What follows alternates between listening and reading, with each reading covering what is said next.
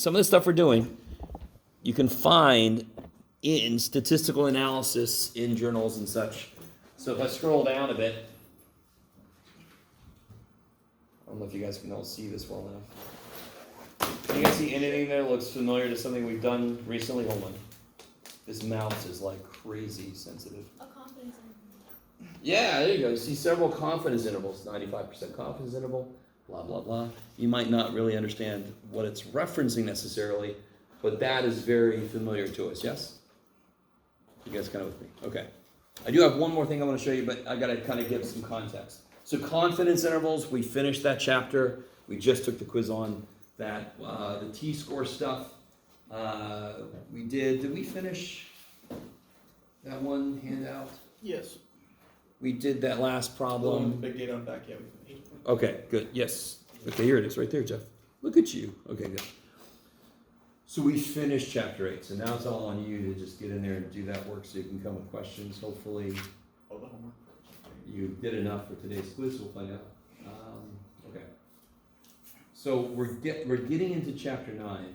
And the whole idea with chapter 9 is the problem with chapter 8 is we're basing everything on sample information. And sample information can always be wrong. It's still not a bad first initial kind of analysis, just to see if things are so out of whack that it obviously, even with a confidence interval, you're like, well, even the confidence interval says this. Then you want to go in with a more detailed study. You might go in and do something like we're about to do. So hypothesis tests are built to analyze claims that we can make. Okay, so it'll tell us, so help me out. There's a really beautiful analogy between hypothesis tests and court cases, right? So there's like a court case going on right now, I don't know, but in general, not talking about any specific person at all, just in general, in court, at the end of a court case, and let's say it's an actual, not just a civil case, it's a murder trial or whatever, right? At the end, what could the outcomes be? Either the defendant is found guilty? Or not guilty. Or not guilty. Or there's a mistrial. All right, if there's an outcome, that's no outcome. Okay. If there's an outcome, the two outcomes could be guilty or not guilty. Are either of those consistent with being declared innocent? Nope. Nope. No, you're not there to find If you're innocent. found not guilty, we can't say you're guilty, but we also can't say you're innocent. Why not? You're not guilty. You're not guilty. Beautiful. Doesn't mean you're innocent. Doesn't mean you're innocent. It's guilty and not guilty. So, what does it really mean? Sorry. In some countries, you must prove innocence. Here, you only have to prove. Exactly.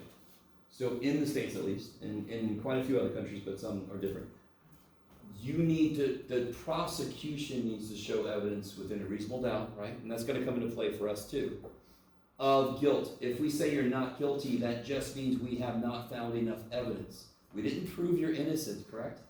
Do you think there are people that were found not guilty who actually did the crime? Absolutely. Of One of them course. has to So be recently. therefore, not guilty cannot be the same thing as you are innocent. Are you with me? Does that mean that somebody found not guilty is never innocent? No, of course it could be, but that's not what that means. I don't know. We don't freaking know. We just cannot currently say that you're guilty. Are you guys kind of with me? Is everybody really with me? Let's not go there. It's actually not losing. That's okay. No, Yeah. he's downstairs. Yeah. Some of that. All right, so everybody's semi with me. Okay, so again, we're about to enter everybody's favorite phase. Jeff talking about the concept of something. I'm going to try to make it concrete as quickly as I can. Okay.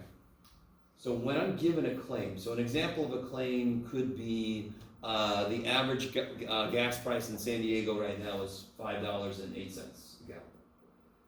When I make that claim, do you guys have any reaction? Has anybody filled up their car Doesn't with sound gas? too crazy. Sounds reasonable, yeah? It hit $7 in San Francisco this All right. last weekend. So Yeah. In Virginia, it was more. $3.48. Now, real quick. welcome to Real California. quick, guys. I did not open that can of worms. There's a whole shitload of nuance to what the hell's going on with, let's not go there, right? Especially because some of that crap is political, which is dumb. So, we're not gonna go there. But that's the claim I made. My claim is the current gas price average you can get in San Diego is $5.08. We already talked about this part. How would you analyze that? How would you see if that claim seems correct? what would be a great first step? Take a sample. Take a sample. I love it. A good Right. size sample. Yeah, a good size sample. You got to make sure that what kind of sample is it? Oh, truly random. Random. You wouldn't just do on my route home. Let me look at some gas stations. Would that be a random sample? No. Nope, because you're not driving through every kind of neighborhood. You're not driving around every kind of geographic region. You're not. You guys kind of with me? And there could be variations in gas prices based on certain neighborhoods and whatever. You guys kind of with me? Beautiful. So all that shit's still there. You're still in a random sample. You always want randoms. Okay. Once I collect that sample, so let me start writing some stuff down.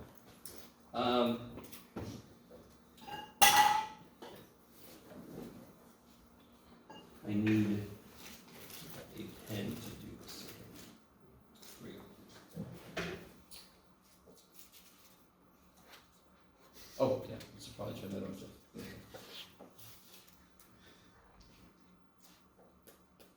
I can't trust the technology. And it was me, I just had to push the button. I like how you made a surprised face instead of looking at an annoyed face. Oh, okay. Yeah, me too. I'm trying. Okay. So, we have a claim.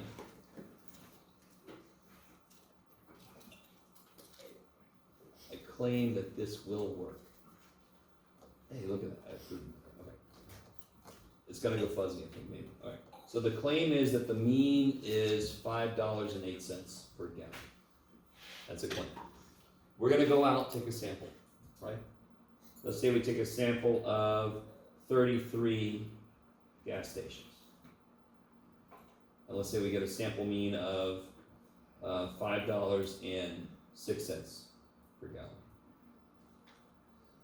Are we done? Can we proclaim that the claim is dead? You don't have a standard deviation. Claim is dead. Long live the claim. Huh?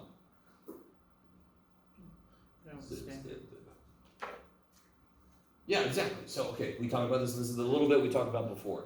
Just because our sample mean is lower doesn't mean we can say that claim is wrong. So then the part that I kind of skipped.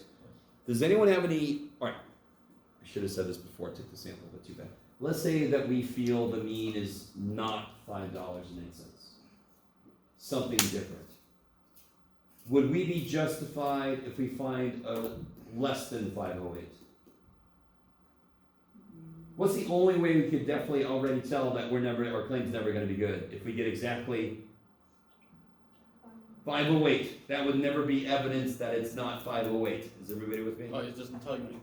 What could be evidence that it's not 508? Either a number that is Higher or lower. Either way, so this would be a two-tailed test. Either direction would be evidence. But now you see why there might be a one-tailed test eventually. Because then what if I said, I think it's less than 508?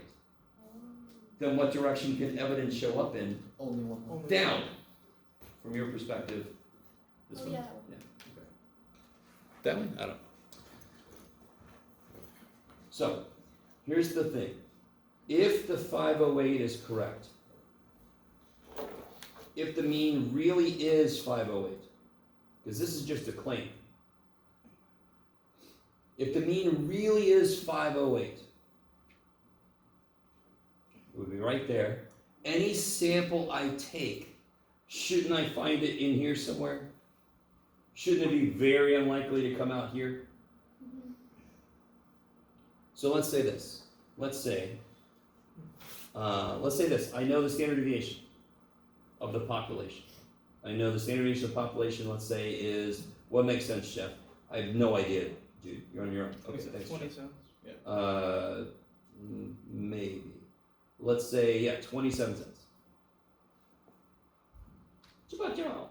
Okay.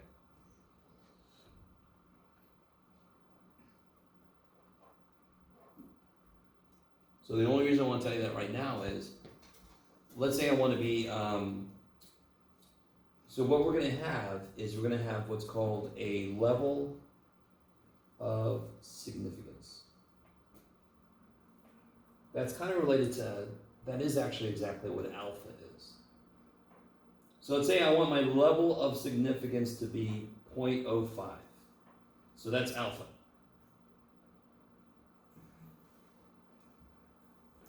And it's a two-tailed test, and I know sigma, and n is greater than 30, correct? Okay. Can somebody please help me out and find the z-score for that situation using your t-score chart, please? Using your t-score chart. By the way, if you turn in your z-score chart, you can keep it. You might need it.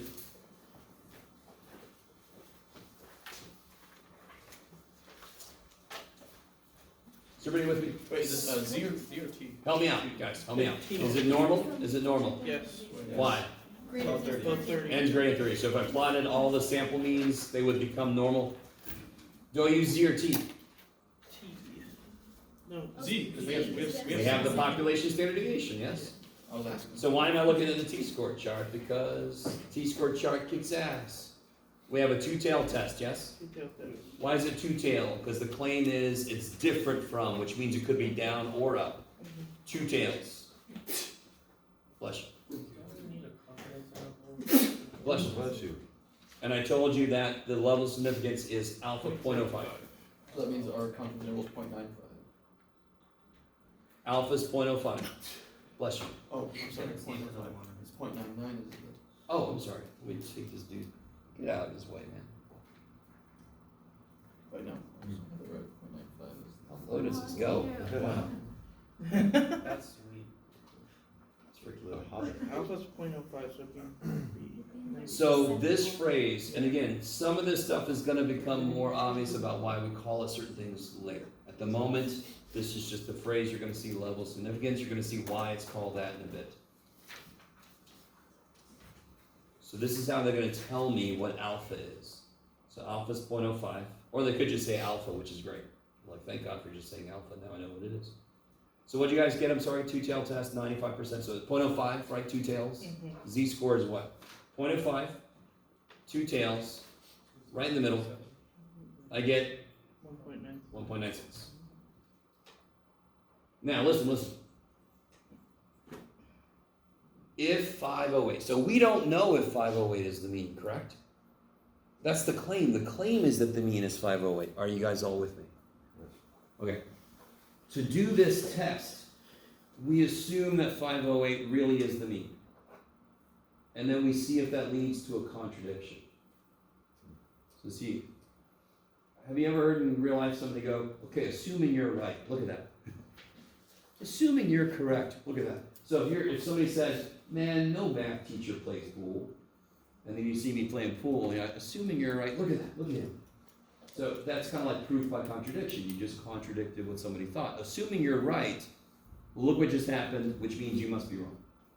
So we're going to assume that 508 really is the middle. I'm sorry, what's up? Sorry, I got stuck on the T chart because our degrees of freedom is 33 minus 1, which is 30. No. We're not using t-scores, right? Because we know sigma. We're using z-scores. Why do I keep hearing T scores? Because Somebody it's was score chart. earlier. They were yelling t-scores somewhere, but. All right, let me stop for a minute. You guys sort of with me so far. So, chapter 9, just to kind of warn you, there will be 5 steps to the process. We're going to talk about what each step means. 2 of the steps are the most important steps, and the other ones are kind of like checking to make sure you can do anything. Is this one step? This is kind of related to 2 of the steps, yes. Okay. Again, we're just talking about the derivation. So everybody with me? We have a claim. The claim is the mean is 508. So okay, let's assume that really is the mean, so it's right in the middle of the picture. If that really is the mean, any sample we take should show up close to that mean. Do you guys agree? Whatever the mean is, if I take a good random sample, it should most likely end up close. In fact, how do we define close for this problem specifically? What's close for this problem? We know exactly what close is. Oh, 1.96 Yes, standard deviation. 1.96 away up or from down, 5.08. 11. So if we take a sample and its mean is out here or up there, that is evidence against this being the real mean. If that really is the actual mean, any sample I take should show up in here.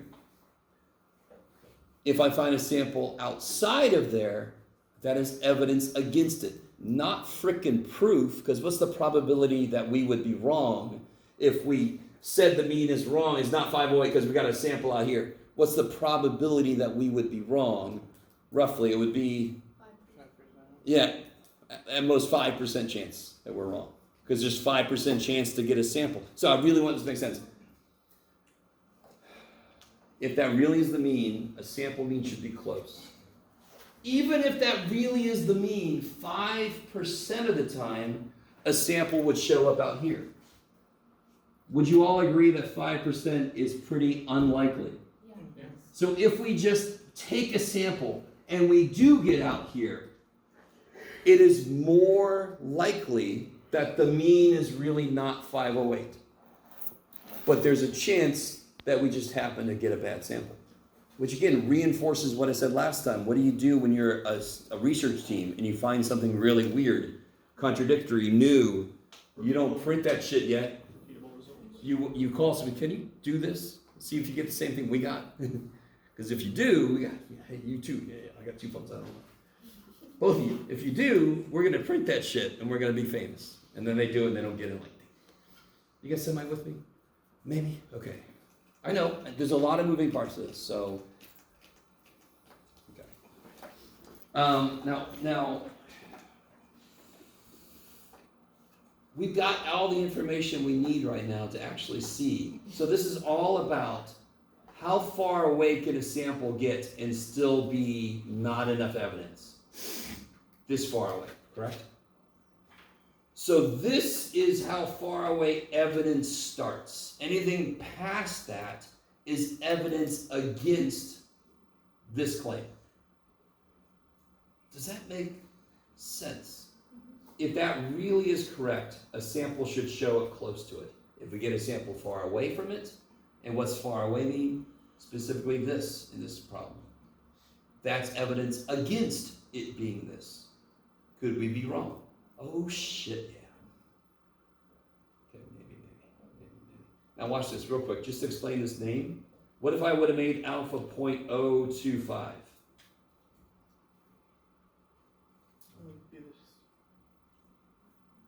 Do you guys have this on your chart? I always forget. No. What if I made it 0.01?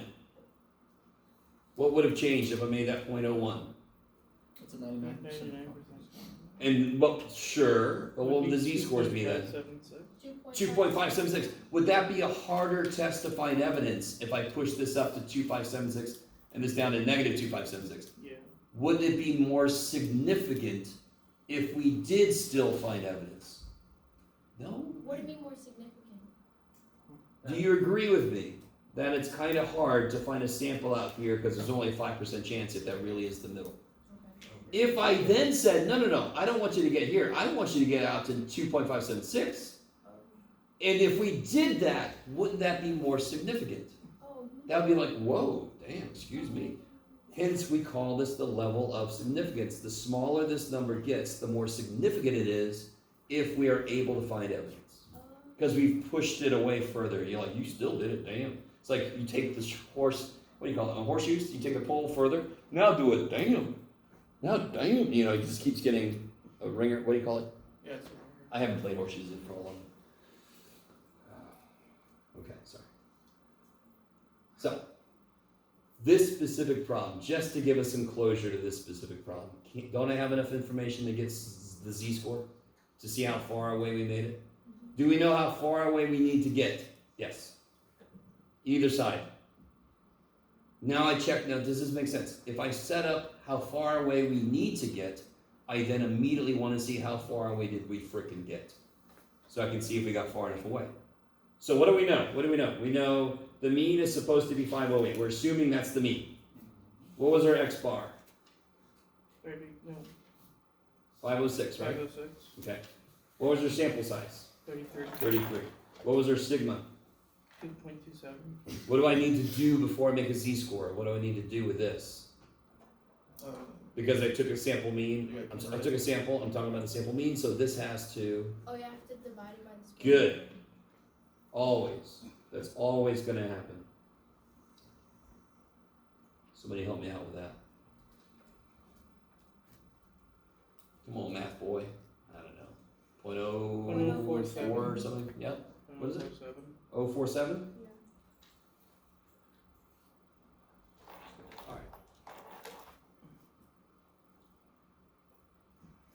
just to say this right now, don't I already have a z-score out here? Yeah. See if you guys are cool with this. It's okay if you're not. I call the z-score that we calculate, I call it z-star. Because we already have another z-score. I just like to differentiate them. And you'll see why in a minute, something else. So our z-score is going to be our data. What was our data? What did we see? 506. 506. Get out of there, Dolly. We don't need you anymore. Minus the supposed middle. Divided by the appropriate spread. Can I talk? What is it I'm drinking? I either need more or less of it. Somebody do that for me. What do you get? 2 divided by 20 divided by. Holy crap! Wait a minute. No, 0.2. You could do it, Jeff. That's going to be roughly point. Negative I got negative 0.4255. What is it? Sorry. Negative 0.4255. Yeah. Sure. Okay, that's fine. That's just the z-score, so you make it like negative 0.43. So, was it below? Was there a sample mean below the 508? Yes. Was it far enough below? No. We got to about right here, so I'm going to do that with a little star. See, there's z-star. We only made it right there. That's exactly where the claim would expect it to show up. If the 508 really is the middle, it would expect any sample to show up in here. You guys at all with me? If 508 really is the middle, I would expect any sample to show up close to 508. Our sample showed up close to 508. Did we make it far enough away to show evidence against this guy? No. No. So did we find evidence to say this claim was wrong? No. Nope. So we failed to reject this claim. We're trying to reject everything. Every hypothesis test, you're trying to reject the claim. So how does science work? And this is the funniest thing to me about Wait, scroll down. like flat earthers and all that shit. If somebody proved evolution was wrong, if somebody proved, I don't understand this. Oh, If somebody proved the earth is flat, scientists would be like overjoyed. They're like, holy shit, we got a whole new thing to explore. But they always feel like scientists are against them or something. And I'm like, no, science would go, like, would love it if something was disproven. Are you kidding me? If you upended the theory of gravity, science would go, oh shit, yeah. Because now they got all these things they could do. They would be excited beyond belief. You guys kind of with me? I don't know why I just said that, but I did. Neil deGrasse Tyson was in like one of those religious debates, and he basically said that science is very comfortable with not knowing or with finding Yes. something that's opposed Totally. to. And that's why hypothesis tests are set up where you are trying to reject the claim. So in science, you make a claim and you set up experiments to try to reject it.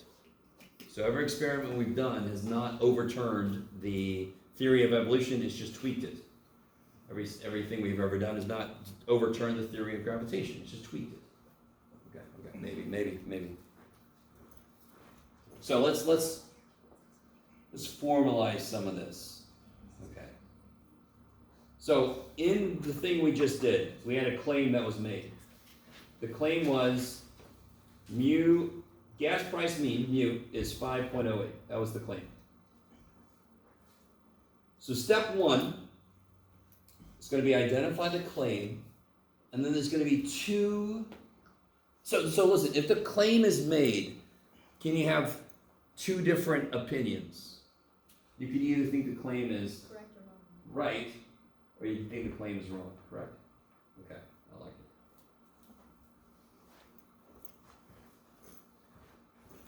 it. So that, we're gonna capture those two things. And we're gonna, not surprisingly, they're gonna be hypothesis statements. And we're gonna use the letter H for them, because we're really creative. So one of the claims, one of the opinions is gonna be called H naught. I have also been known to affectionately call it the hoe, but it's H naught, okay? Okay. All right. The other one, and I always forget, I think this book uses the H1? I So believe it it is is. Or is it ha? Let me check. Like yes? I It's know either- work together. Yeah, it's either the hose and the haws, or it's the hose and the highs. And I always forget which one it is for this book. Sorry guys, hold on. Here we go. H8, yeah. So it's the hose and the hos. Okay. Now, everything I'm about to tell you could have been different, obviously. It's just we set it up this way, and you guys are coming after the fact, so we're all learning it. What's that one's H0, what's the technical term? Oh, okay, sorry. So this is what's called the null hypothesis.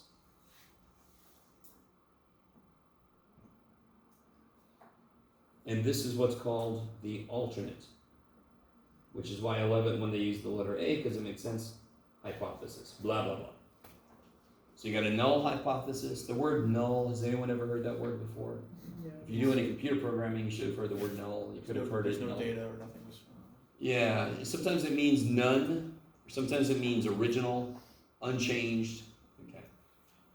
So you got a null hypothesis, and you got an alternate hypothesis. So let me ask you this. I should have asked you this. Did what we just did, was it evidence against this claim? No. Did it prove this claim? Yes. No. No, because it wasn't 508 exactly. So can we say that it's not 508?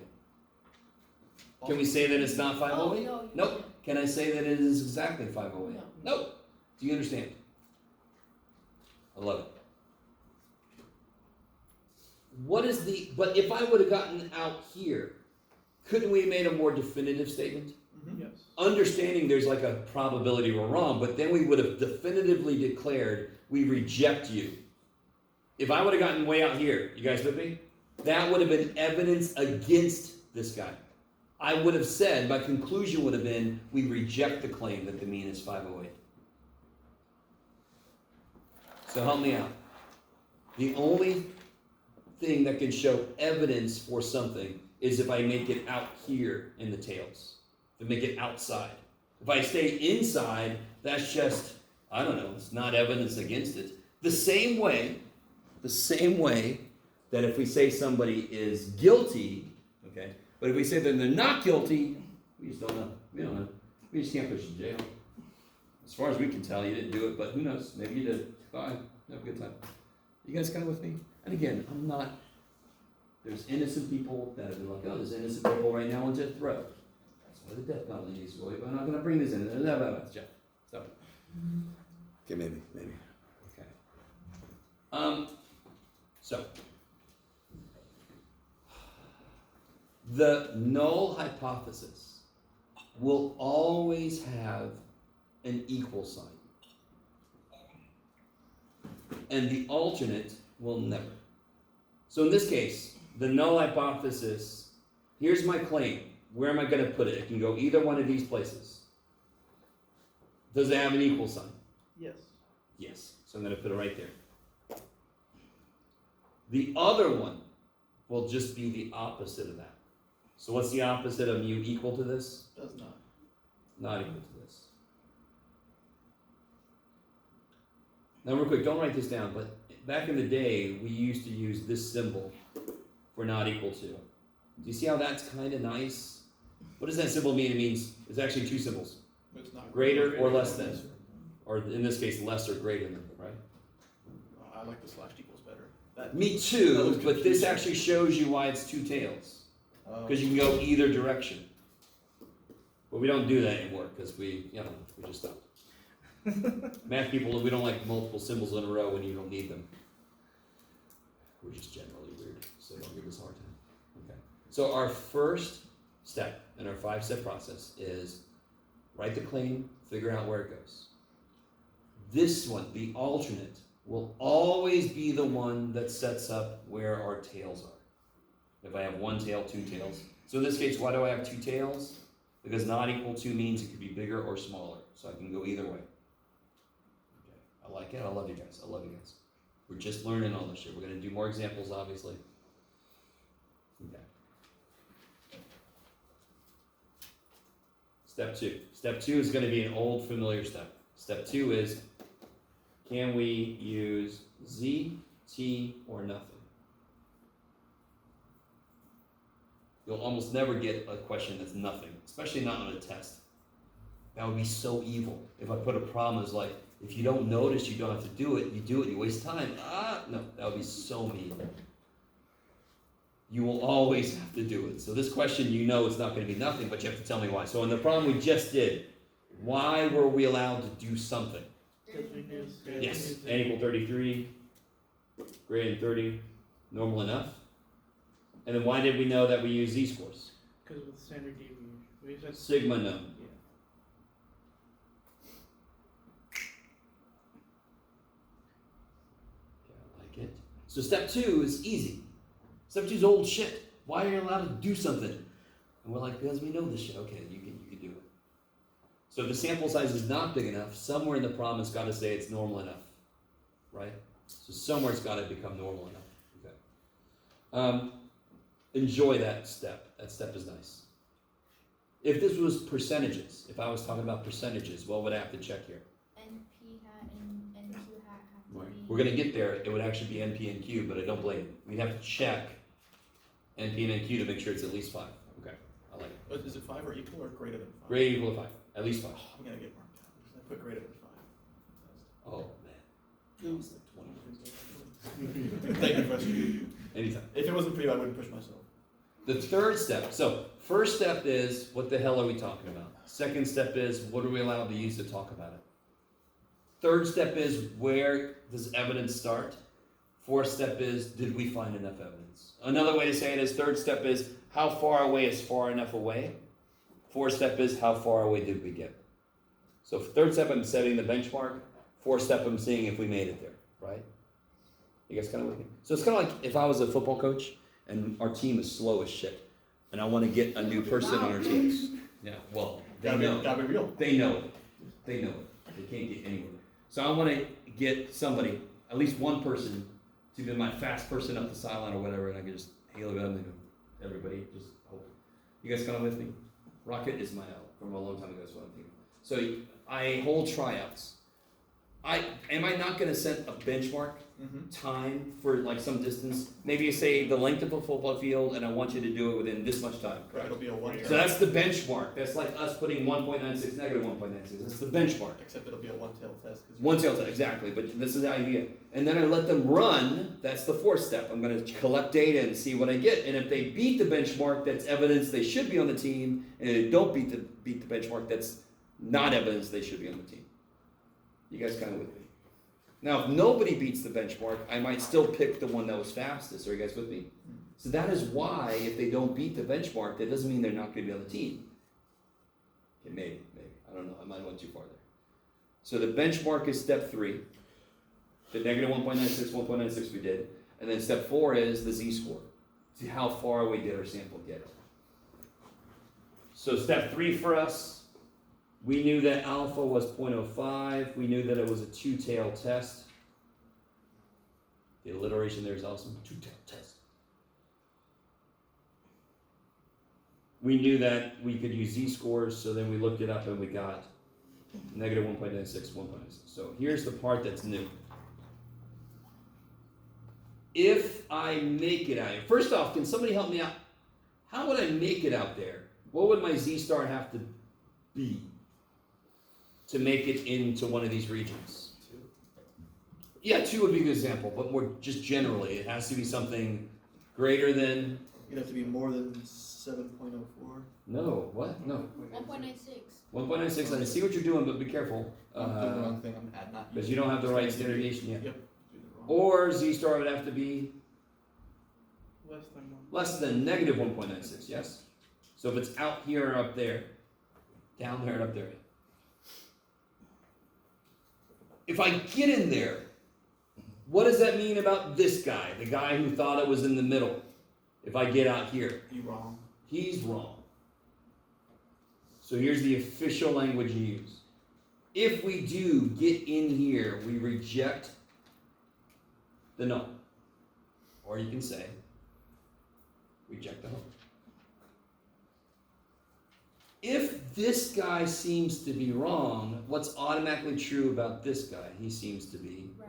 right, because these guys are opposite idea holders, right? I always think about 2 old men in a coffee shop arguing about something they see in the newspaper. So they have opposing viewpoints. If I can show that one guy seems to be wrong, I can support what the other guy says, and it's exactly what we say. I can reject the null, I can support the alternate. For that reason, we call this area in the tail or tails, we call it the rejection region. So it's the friend zone. Okay, you're freaking me out. I was about to say, one semester some student said it's like the friend zone, and then you did it. That's funny. That's funny. Okay. Does that makes almost, I really hope what I'm about to say that makes almost too much sense, because that's where if it's so far away that the one who thought it should be in the middle, we're going to reject what they said. Yes? I'm a bit confused on how, friend zone jokes aside, if we have a margin of error for certain samples, but we're testing the sample here and it lands in the rejection zone, I mean, are we basically saying that, hey, the original claim isn't true because we're sort of making an assumption that more testing was done beyond our No. So the fact that we've got this alpha that's giving us a little bit of uncertainty, there's a 5% chance we're wrong. So in the face of that, we're declaring the conclusion, but it's always understood there's a probability that we're wrong. I see. So we found that, hey, we don't like the original claim. There's still that 5% chance like error Yeah, rate. and that's why we would want it replicated to really make sure that what we saw was true, because there's been many unbelievable number of times where a team has seen something, somebody else, in fact, it happened to me when I was doing my research. We saw something, we waited for other people, and we're like, oh, we just screwed up. I don't know. We just had some instrument read wrong or something. We're all excited. And then they were like, no, you're totally wrong. What the hell's wrong What with did you? you find out? Huh? What research did you do? I'm not kidding. It was Not important. cooling rubidium atoms down to almost absolute zero, so that they all would become one big superatom, and then you can poke it with voltages and stuff. No way. Really Anyway, we're trying to, what was really bad about it was, it could be used in the military for what's called a maser. Y'all know laser is basically just light that's been made so that it goes in the same, it's coherent light, so it goes in the same way, which is, so anyway. So this would be making matter do that, and that would have been stupid powerful. Have you ever seen that movie Real Genius with Val Kilmer? Anyway, all this Where'd stuff. you get the resources to do all this? No, I was at a university. It wasn't just me. That's right. Waller's a mad scientist. We just That's didn't funny. know. All right, guys. So it wasn't me. It was So the what was university your had money, We're and testing just one sample, but it'll give us, despite the error rate, it'll give us an inclination of if we can reject or not. and that's why nothing we find is proof. It's just evidence, because there's always this probability that we're wrong, and that's why a lot of people either incorrectly use statistics to proclaim something, or they distrust all of statistics. The reality is you should be somewhere in the middle. You should say statistics is the best thing we have to point us in the direction of what seems to be true in the absence of just guessing, right? Instead of like, oh, all of it lies. That's not true. My parents are. Or, oh my God, it tells me everything. That's definitely not true. Holy shit. You just live in the middle somewhere. Accepting that's one reason I love statistics. It's the most honest math. Statistics is eternally going, I could be wrong. I could be wrong. But again, it's how we make decisions. If the doc says you have a 90% chance to survive this surgery, I'm like, okay. If I have a 42% chance, I'm like, oh shit, okay, what can I do to bring it up? I don't want them to just go eternally 50-50 because they didn't analyze it. No,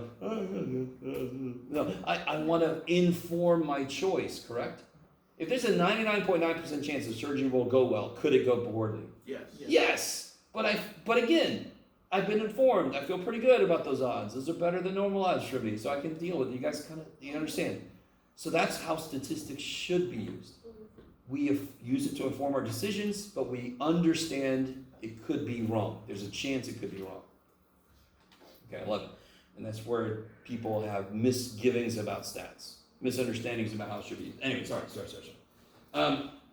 Okay. So now we've set up what far enough away is. We've said in words how we're going to make a decision at the end. The next step is exactly what we did already. which was to get that Z star. I'm not gonna recopy all the stuff. We got the negative 0.43, right? So this step 4 is always gonna be the same. We're gonna be given enough information, right? We're gonna have to change the standard deviation every damn time. And then we're gonna calculate the Z-score like we always have before. I just call it Z-star because I'm weird. So step 4 is just get Z star. Yeah. That's all it is. So step 3 is, where does evidence start? Step 4 is, did we get enough evidence? And for this specific problem, no, we did not. We didn't even make it half a step down, right? So this is where we made it for us. Okay, I like it. So then step 5 is gonna be everybody's favorite. What do you think step 5 is gonna be? Draw. Conclusion. Conclusion, kick ass. So we would say, we have not found sufficient evidence to, okay, here's where it's gonna be really exciting.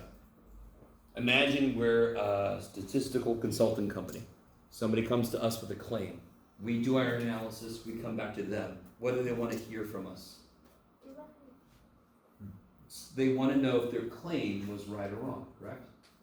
So when we write a conclusion, it must be in reference to the claim. Which one was the claim? The ho or the ha? The Oh. whole. The whole. What'd you call it? Oh yeah, that's right. This was the claim, correct? Yeah. Alright, now, I wanna point out, this is one of the points of these kind of problems that drive students crazy. And I desperately always try to show you, you don't have to guess. This was the claim. I'm going to use this language then. Because that's the one talking about the freaking claim, correct? Yeah. I'm not gonna use this language because the ha was not the claim. So we have not found sufficient evidence to reject the claim that the average gas price is 508. Then you can just plagiarize. You just put what the claim was there. So we didn't make it far enough away to say that the guy who thought it was in the middle was wrong. We failed to do that. We failed to reject the guy who thought it was in the middle. We failed to reject that. Does that mean the gas price is actually 508? Good. It just means we can't say it isn't. Just like doesn't mean the guy's innocent when we say not guilty. No, it just means we can't say they aren't.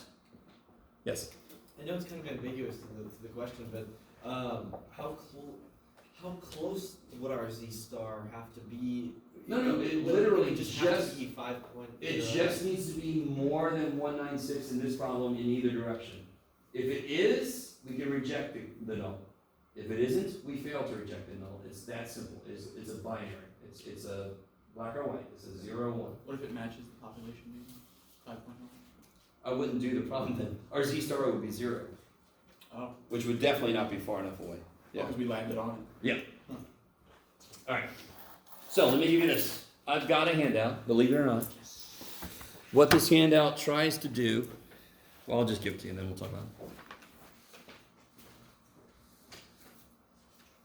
Thanks.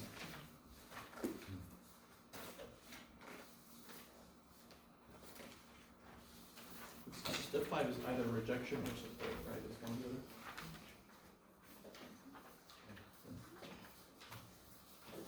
other. Yes. I got one coming. I'm lazy, I don't wanna walk backward. That's how I break down. Here. I like standing up. Thank you. Me too, that's why I like this job. That's the only reason I like to teach kids, because it gets stand up. Okay. So, read through the setup real quick. Familiarize yourself with what the hell we're talking about. Oh crap and a half. Come back to me. There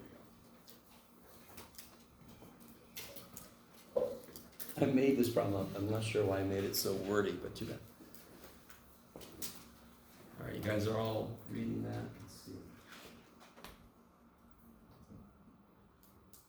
Does the situation make sense? Does the thing they're trying to show evidence for make sense? If if you didn't know anything about damn coyotes, and somebody said, what do you think? Do you think it's better we give them more room to be in if they're in captivity? What would you say? So that's probably a Yeah, good idea. so they're trying to say, okay, there's an actual observable effect, positive effect of giving them more room to roam. So like in San Diego Zoo, have you ever been there? It's been a while now, but a while back they increased the space for the elephants, which was desperately needed because elephants are silly smart and they just need area to roam around for new stuff. They need toys and stuff, right? I haven't been there in a while, but we used to go all the time. Okay. So everybody's read through. Now, do you guys notice there is two means? There are two means. Yes. One of them came from a sample. On step one, we haven't taken a sample yet. Does that make sense? What do I do before I take a sample? I have to have some kind of claim, and then I go, let's check that. Let's go take a sample. So the claim comes first. The sample hasn't happened yet. So there's one of those numbers will never show up in part A. The sample means. Sample mean. So what is the claim? What is this person claiming? That The coyotes coyotes. live longer. Live longer. Look at me being nice on this problem, only this problem. Putting it bold. Lives longer in captivity if they're given more room to roam. So if you read further, you can get a number. What does that mean that they think? They think the mean is greater than 10.15. 10.15, 11. So the 12.45 years, that came from the sample. That would never show up in step A. Because I'm going to take my sample after I've got a claim to test. Okay, maybe. Of course, we're not doing the shit. I got to throw the whole damn thing at you at once, so it's all going to be right there. You guys with me? Some of you guys will look at me like I start speaking Greek again, which I do sometimes. All right, now, who remembers how to tell where it goes? The first one's the claim. No. The No. equals We sign. put the claim in the last problem because the claim had an equal sign. Does this claim have an equal sign? No. What if it was greater than or equal to? Still no. It would have an equal sign, or equal to, correct? Alright, so we're getting used to this shit. The claim is going to be whatever the hell the claim is. Anybody can spout whatever the shit they want to. This guy spouted this. Right, write it down in Mathish, right? Look at it. Doesn't have an equal sign, not even a little bar underneath. So where's it going to go next to? H1. Yeah, and I put H1 there because, I don't know, I'm used to that, but I like ha better, so make that a ha. It's already, that's kind of important. The ha cannot have an equal sign. So if the claim does not have an equal sign, I put it here. If it does, I put it here. These are the two little old men in the coffee shop that think different, so what's the ho going to be? What's the null hypothesis going to be? What's the opposite of this? Less than? Or equal. Or equal to, there you go. So I've totally got it set up. I've got the two ways somebody can feel about this claim. They can either say, yeah, that seems right, or they can say, yeah, that seems wrong. Exactly, those two are always opposite. The claim could be either one. The minute you write it down, the other one's the opposite. Then you can step back. Does your null hypothesis have an equal sign? Yes. Do you guys understand what I mean by that? Doesn't it have an equal sign? Yeah. Yep. What's this? Less than? Or So or equal to. So it's got an equal sign. So that's good. I'm good so far. Yes. The hoe is seeking to reject the hypothesis? Is that No. All right. So in this case, in this problem, I can show evidence for the claim because it's away from the middle. So if I say 1015 is in the middle, I can show evidence that it's bigger than that. I can never, now let me see if you guys are cool with this. If I claim that the average age of gross one students is 27, I take a sample and I get an average age of my sample of 27. Have I just proven that the average age of gross one is 27? No. Because I just took a stupid little sample, yeah? So I can never show evidence that something equals something. I can only ever show evidence that it's different from something. Because, does that make sense? If my claim is that the mean age is 27, and I take a sample and I get 21, that seems like it's strong evidence again. Or if I get to take a mean and I get a mean of 35. If I get a mean of 26.98, Is that evidence that it is 27? Nope. If I get a mean of 27, is that evidence that the actual mean is 27? No. You guys kind of with me? Because the sample could be anything. But if the sample is really different from what I thought it should be, that is evidence against what I thought it was. That's why we chose to set it up this way. This guy, the ha, will always set up my rejection region. Can somebody tell me how many tail tests will this be? Is this a one tail or a two tail? It's a 1. Two. No, one. Because we're looking To for show evidence greater. for the ha, is there a certain direction it's got to show up in? Yes. Yeah. Yes. I want a sample. The only way the sample could be evidence in support of this guy is if it's bigger, yes? So not only do we know it's a one tail, we also know where it's going to be. Where's it going to be? On the right. Up here. So what's awesome is, whatever way that arrow is pointing is where the freaking tail is. Yes? Your inequality symbol is pretty much always an arrow. It told you which way to shade when you were doing it in algebra. Here it tells us which side the rejection region is going to be on. So it's the only time it's going to be a two-tail test if I have a not equal to sign, because then it could be up or down. Okay, love you guys. So whatever sample we take, I want it to be far enough up. If it was anything down, it's not going to do shit for me. That is why it is a one-tail test, and that further solidifies why our T-score chart has one or two-tail option. Okay, how are we doing so far? And you're all like, that was the first step. But again, I'm talking a lot. We're brand new to this shit. How many of these have we done? One. So, okay. Any questions on that first step? All right. Second step. And by the way, do you guys see how I'm trying to help out? I think the black was sort of like, let me see if I remember what this was all about. The red was more conceptual and the black is more practical, I think. Well, we'll see. Let's see what Patch Jeff did here. Can we use Z-scores, T-scores, or nothing? Z-scores. Sigma is. So there's two things you got to tell me, yes? Yes. N equals 41, which is larger than 30, so normal enough. Check. Standard And deviation then is standard up deviation. 4.26. Sigma is known. Sigma known. Check. So real quick, if you ever find yourself saying, man, which standard deviation is this? It's a sample standard deviation. I think I've said this before. If it is a population standard deviation, they're going to make that well known. So if you're like, I'm not sure, it's sample. It's a sample, no question. Okay. Unless you just didn't read, so we can read kids. Reading is good. So this all means what? Means that we're using Z-scores. Z-scores, I love it. So this means it's normal, this means I can use Z-scores. I like it. All right, take a minute, don't say a word. Try to do part C. You already know what it's supposed to look like, so let's see. Try to do part C.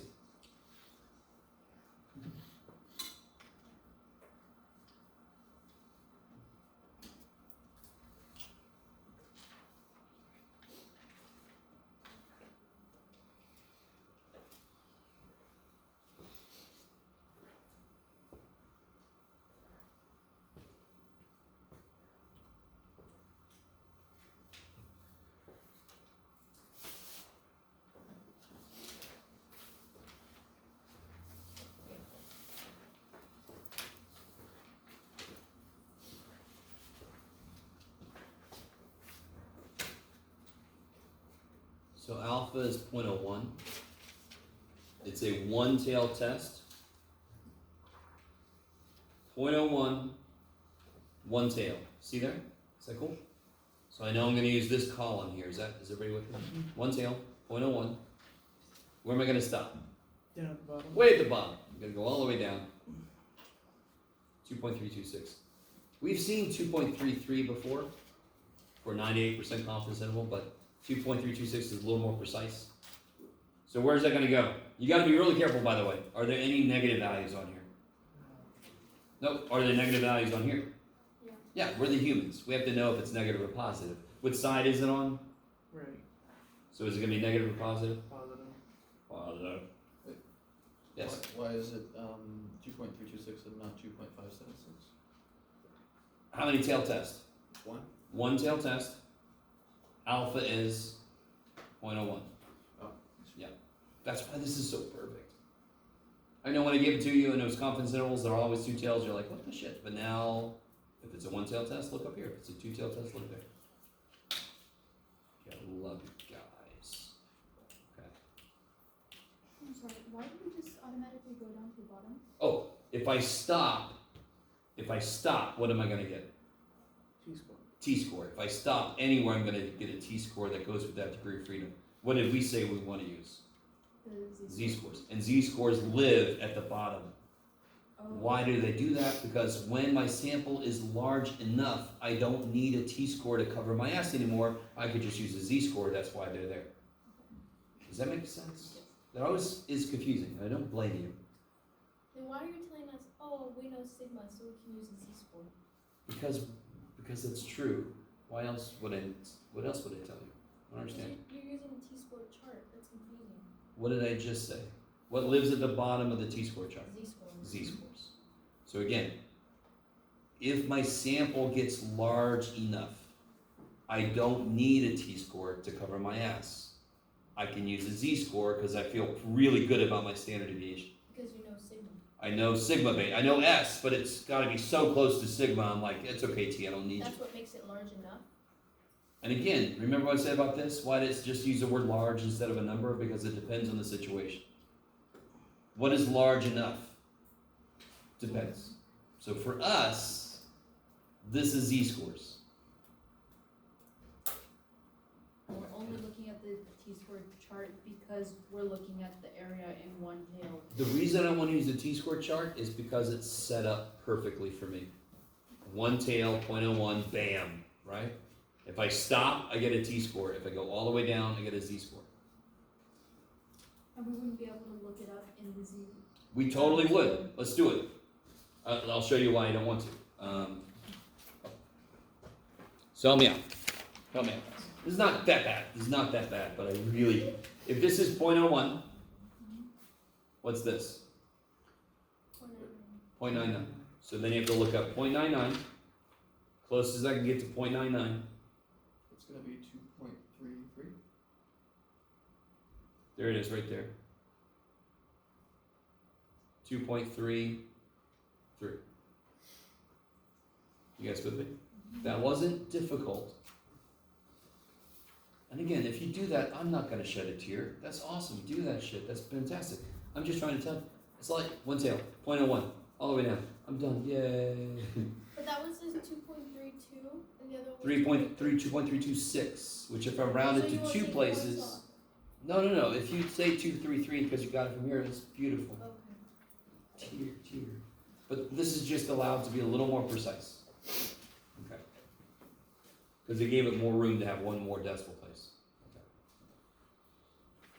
So this is my rejection region. Go ahead and fill that sucker in, right? So how do I say this in words? So this is the picture. So visually, I have to get in there to show evidence against the null. How do I say it in words? If Z star is Greater than 2.326. greater than 2.326, we can do what? Support ha. We Can support, reject or we reject the null, and support. support the ha. So you only ever reject the null or fail to reject the null. Support the ha or fail to support the ha. Ha.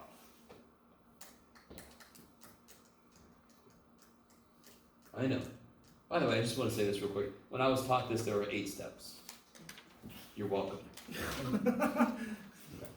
Oh, we didn't know you were going to simplify it, thank you. Sure. Oh, before I forget, the book references a worksheet in the back of the book to use. Oh, screw that. You do these 5 steps. You with me? Okay.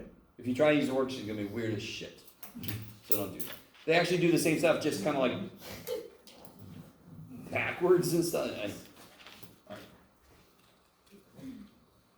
You guys do part D. I'll wait. That's the old news. This is the old news one. You want to get your Z-score, so just collect everything you know. What's my news? Step T is old. Calculate the Z star. Oh, Same old formula.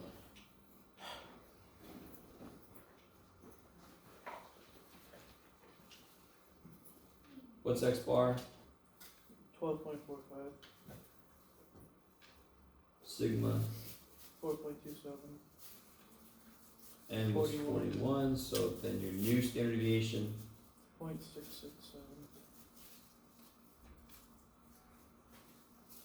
okay, so I'll let you guys keep going. So it's really smart to gather all your stuff that you know. What's in the denominator of the z-score is the over s, right? Because we're converting. Well, it's the new standard deviation. So it's gonna be whatever this comes out to be. Yeah, would the symbol for that in the formula be an s? Well, Sigma no, X bar. it's Sigma X bar, yeah, yeah. By the way, if I have S, I still have to make S X bar.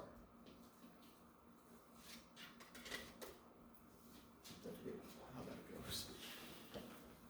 If I have an ACK, I have to make Admiral Akbar. It's a trap. Sorry.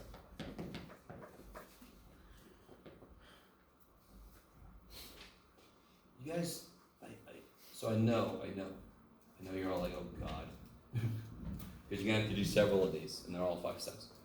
This step should be like home. This is what we've been doing, right? How do I make, so first out, real quick, tell me what Sigma X bar is? 0.667. 667? Yeah. Okay, so now to do my Z star, I always do our sample mean minus what we're assuming the mean to be, which will always come from up here, from your hypothesis. Because we want to see how far away is what we saw from what we're trying to prove something about. How far apart are those two things? Divided by the new spread. 2.3 3.75. times 3 halves is 1.15, so 3 is 3.45. oh my god. Sorry. That was nice because 0.67 is almost 2/3. So. This explains why the army wants you to build a railgun for them. Huh? No, Oh, really. basically, yeah. Now, real quick, if that was a z-score, are you guys at the point where, if I just said a z-score of something is 3.45, somebody's got a height with a z-score of 3.45, what should your reaction be? That's high. Damn. That's tall. Holy shit. Alright, so good. We're all at the point where if I tell you z-score, you can kind of get a feel for, that's normal distribution, that's crazy, you know. Or if I said 0.2, you're like, oh, it's right next to the mean, who cares? So, but, to be honest, depending on the test, that might not be enough. So, of course, in this case, we know it's enough. Why? What do I compare it to? 2.36. 2.326, so it's up here. So we blew this test out of the frickin' water. I haven't said that word yet, so that is how I say You water. sounded British. Oh. Simply Sometimes I have to say H2O just to get people up on that. So what does that mean? What can we do? We already told ourselves what to do in the event. Support Baha. We can reject, Oh, We can reject. right? We got in there, correct? And support Baha. So our Z star is bigger than this, therefore we can do these things. Yep. How do I tell? So I can reject the ho, support the ha. Sounds like good life advice. How do I tell how to word my conclusion? you focus on the hobby. No, Well, why? Which one was our claim? the hobby. Baha. The ha. Good. So therefore, I want to use this language, not this. So did we make it? Did we make it? Yes. Yes. So we have found the light. No, we have found sufficient evidence to support the claim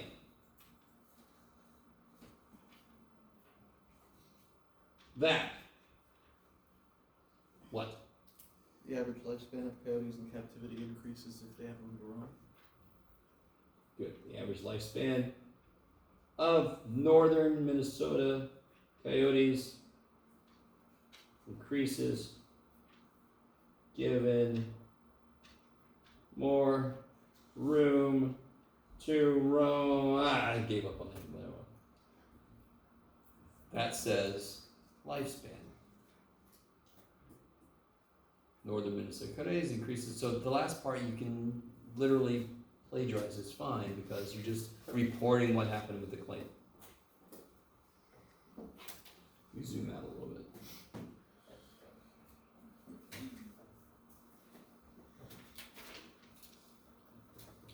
All right. I feel like that's enough for today. So next time we will get into this, the p-value, because that's really huge. Notice we got the answer, correct? But there is one extra thing we could do that is actually the most important thing. We know the answer for this specific thing, but it's not what you would see reported in a journal. You would see the p-value. So we will discuss that next time. I think that's good. We'll take it early. That sounds great to me. And then study for